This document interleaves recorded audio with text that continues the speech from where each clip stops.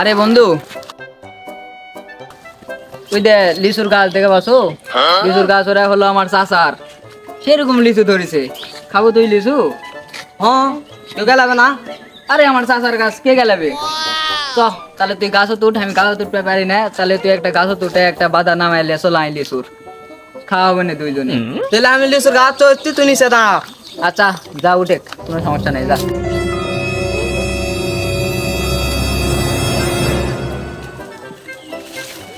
ওই ডালো তুট, হেভি লিচু আছে।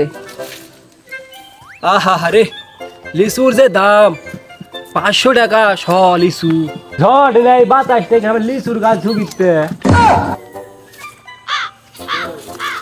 এ সর্বনাশ, মালিক চলে আসছে। আই শালা,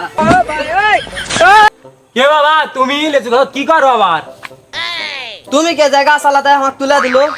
গাছ আলা তাহলে আমি কে? আমি কি সুর? রাসেল বলল চাচার গাছ, রাসেল হাঁক তুলে দিল। দেখি তো রাসেল ফুটি।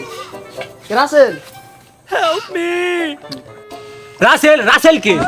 আর তোর ভাইসটাই নেই, আর কোনো ভাই নেই, ভাইসটা কোথা থেকে আসবে? আয় বাবা নিচে না, আয় বাবা, আয় আয় আয় আয়।